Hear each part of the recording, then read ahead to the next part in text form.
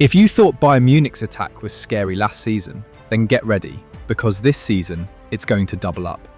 We're talking goals from everywhere. Davies, that's a nice exchange. Kane is ahead of them. Score! It's Harry Kane again! Super run. Here's Harry Kane!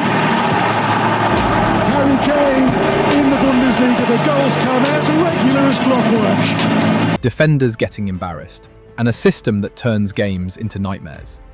This is company's Bayern, and every team in Europe is about to feel it. But just how good is this attack? Let's break it down. Last season, Bayern dominated Germany. We finished with 82 points, 13 clear of Leverkusen, who finished second with 69. Only 2 losses and 7 draws. The rest were like boys versus men. We dominated and humiliated them. We scored 99 goals and conceded 32 in the Bundesliga. That's 3 times the number of goals conceded. Week after week, we looked untouchable in the Bundesliga. But outside the Bundesliga, the cracks showed. Manuel Neuer's early red card made Leverkusen knocked us out of the DFB Pokal. Out of the Champions League against Inter Milan, we were stopped by PSG in the FIFA Club World Cup. The firepower was there, but against Europe's best, something was missing. Company's answer? More variety, more weapons, more angles to attack from. But injuries brought us down. Yeah, I think we shouldn't. I know there's always pressure in Bayern Munich, but I think we were very calm. We have to look back at maybe the big topic before we started against Inter Milan was the injured players. And it was a big topic. What are you going to do without Jamal Musiala, without Upamecano, without Alphonso Davies, without Manu Neuer, without Ito, without Pavlovic, without Kingsley Coman? And I think the first thing we did is we showed a good Bayern Munich in the first game. And it all starts on the right wing, Michael Olise. 20 goals and 23 assists across all competitions. In his first season at Bayern, those numbers are elite for any winger. We expected him to explode, but not this fast. Calm on the ball, sharp dribbles, killer vision. He can slow the game down or flip it in one touch. He makes space where there is none, and his set pieces, deadly. Now he's settled, knows the league, knows the defenders. This season, he's even more dangerous than ever.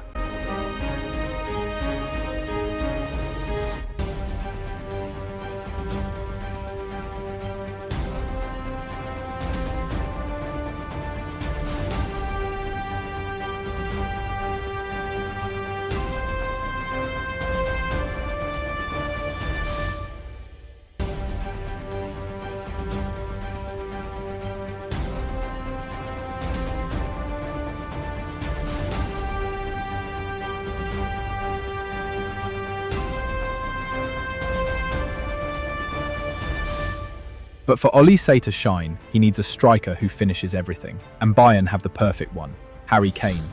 Last season, he scored 41 goals and made 14 assists in 51 games. His goal contributions were more than the number of games played. Clinical with both feet, dominant in the air, calm under pressure. Kane doesn't just wait for service. He creates it, drops deep, links play, threads passes. That's why his connection with Olise works so well. And even at 32, he hasn't slowed down.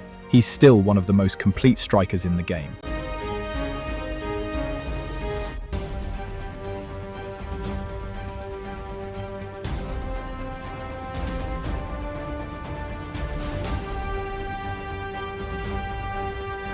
On the left, though, Bayern had a problem. Coman and Gnabry delivered, but the consistency wasn't there. Between them, they barely managed double digits in goals and assists. That wasn't enough. Coman was made to use the door in other to create space in the room. Company moved for Luis Diaz. Diaz changes everything.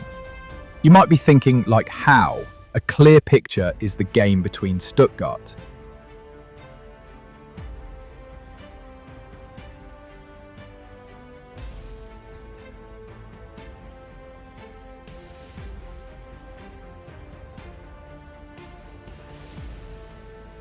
He was direct, explosive, a winger who drops back to attack aggressively. Gnabry, aproximação à área, sai com o lançamento, Luis Diaz para dentro, é golo!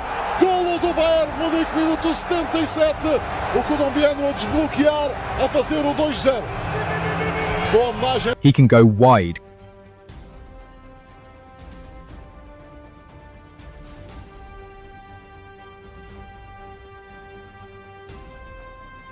cut inside and beat you both ways. He's unpredictable, relentless, and he works just as hard off the ball as he does on it. His presence forces defenses to make choices.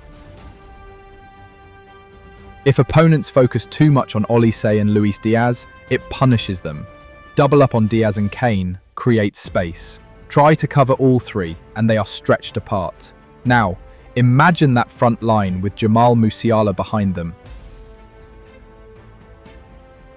Last season, he shared the 10 role with Müller. Müller is gone, Musiala is injured, and without him, Bayern risk losing that creative link in midfield. Musiala's dribbling, vision, and ability to unlock defenses is unique.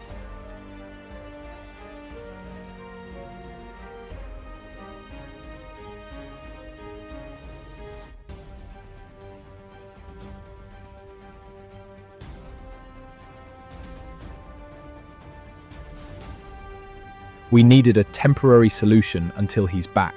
Kompany did that. He moved Olise from the right wing to the 10 role and brought Gnabry to the right, whilst Luis Diaz maintains the left. And it's working, but not 100%. Olise is not fully comfortable at 10 role. We all saw that in the final game against Stuttgart in the Super Cup. But when Musiala returns, this attack will become unfair. Olise on the right, Kane in the middle, Diaz on the left, Musiala pulling the strings. That's an attack that can tear apart anyone.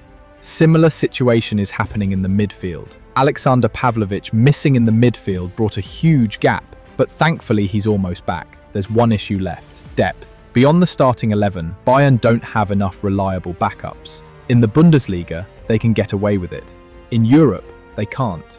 If Olise or Diaz miss games, who steps in? If Kane is unavailable, who leads the line? Champions League football demands more than a strong 11.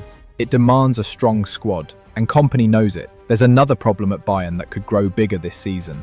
Kompany has not given enough minutes to the young players. The club has talent waiting for chances, but they are stuck on the bench. Lennart Karl was sharp in pre-season, scoring twice and showing he can control games from midfield.